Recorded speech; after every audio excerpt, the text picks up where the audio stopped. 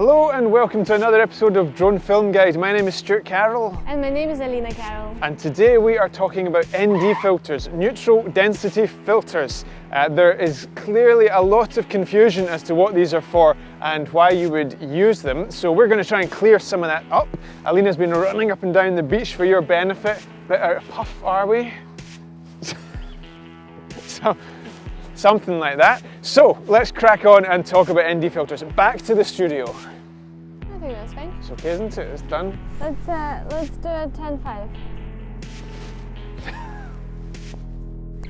Gotcha. Oh, dick.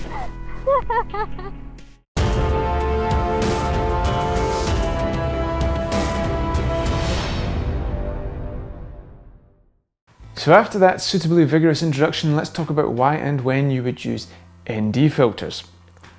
I'm sure you've seen them all before, you've probably bought them already. They're like little sunglasses for your camera. These are Sandmark ones that they sent us and we used for this video. You can buy them for your Mavic or your Phantom and they do the job very admirably. So thank you Sandmark for sending us those.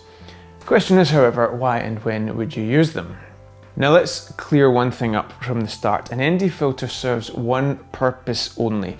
It allows you to set the correct shutter speed that gives you the appropriate motion blur in between each frame that allows you to create a cinematic look that the eye is accustomed to when watching television or film. That is the only purpose of an ND filter. It doesn't improve your footage in any way as such. It doesn't allow you to point the camera at the sun and give you a nice balanced exposure, any of that stuff. It allows you to set a correct shutter speed to get the correct amount of motion blur.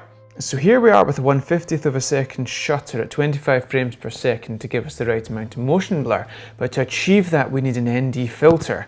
We'll talk about why that's the right shutter in a minute, but look at the motion blur there around the arms. That's exactly what we're looking to see when we're capturing video. By contrast, without an ND filter we had to crank the shutter up to 1/800th of a second to get a decent exposure, and you can see there's no motion blur whatsoever.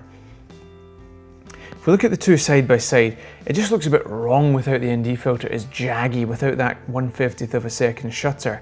Close up it's even more stark. There's just something not quite right. On the left, that's what we want to see. In a couple of examples where we're further away from the motion, you'll see that the relevance of an ND filter is not quite so obvious. That shot was with an ND filter, this one is without. That jaggy sense of motion isn't quite so obvious. It's still the right thing to do to have an ND filter, but in certain circumstances you might not, strictly speaking, need it. But we'll get into that soon.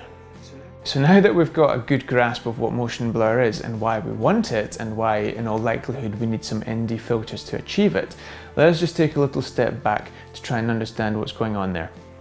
When you're exposing a shot, in other words, when you're trying to adjust the brightness on your screen, let's just put it in the most simple terms possible, you normally have three levers to pull on a camera. You can change the aperture, you can change the ISO, or you can change the shutter speed. Now let's just stick purely with drones. Our aperture, unless we want a Phantom 4 Pro, our aperture is fixed. We can't touch that. It's actually fixed wide open at 2.8 or something. I'm not sure what it is exactly, but it's fixed wide open. That's the hole in the center of the camera essentially that lets all the light in. It's open. Lots of light is flooding in. Can't touch it. So that lever we cannot pull. Let's talk about ISO. ISO, when you ramp the ISO up, it's the sensitivity of the sensor to light. When you crank it up, it increases noise in the image. So we want the ISO left as low as possible, ideally 100. So in other words, you can't touch it. So we only have one more lever to pull when it comes to controlling the exposure. The shutter speed. Now, convention dictates that if you want the correct amount of motion blur in your shot, you have to adhere to the 180-degree rule, which says that if you are shooting at, let's say, 25 frames per second, you double, more inverted commas, the frame rate to give you the correct shutter speed. So 25 frames per second, you need a 1/50th shutter. Let's say you're filming at 50 frames per second, you need a 1/100th shutter. That number is 1/100th of a second. It's the length of time that the shutter stays open per frame of the image, of which there are 25 per second. Are you keeping up?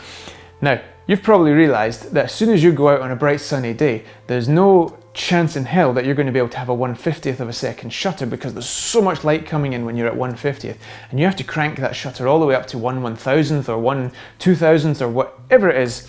And this is a problem because this doesn't allow us to achieve the correct amount of motion blur as we saw in those previous examples. Hence, we need ND filters. So now that we're all experts on shutter speed, motion blur, the interplay between the two, and why you need ND filters to achieve all of that, let's take that thought a step further and see when we would use an ND filter. Now you might say, well, I should use an ND filter all the time because I always want the correct motion blur. And in that respect, you'd be correct. When we film with these ground cameras, with the Panasonic GH4, if required, we always use an ND filter. We always film with the correct shutter speed to get the correct motion blur because we want professional results. This is what we do after all. Now, when it comes to drone footage, I would say things are slightly different.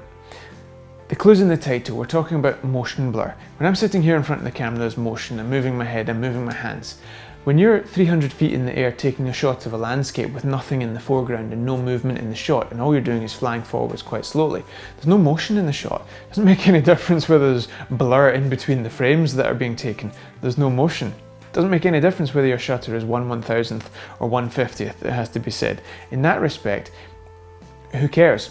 So let's say you're pushed for time and you really need to catch a nice glimpse of sunlight that's coming down the valley.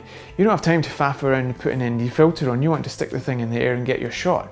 So you know in that situation, if there's no motion blur, you don't need to bother with an ND filter. And this is where understanding the principles of photography and videography really come into play, because there are practicalities to filming. You might stick the drone up and you've got the wrong ND filter on and you've put the 4 on instead of the 8. You're like, oh man, I need to get the thing back down and take it off. You didn't realize that the shot would have been perfectly acceptable with the wrong shutter speed. So that's the first thing you need to understand. The second thing as well, these filters, like these Sandmark ones, they come in intervals of ND4, 8 and 16. Now what if you needed an ND10 to get exactly the correct shutter speed for your perfect motion blur? You're stuck, there's no ND10.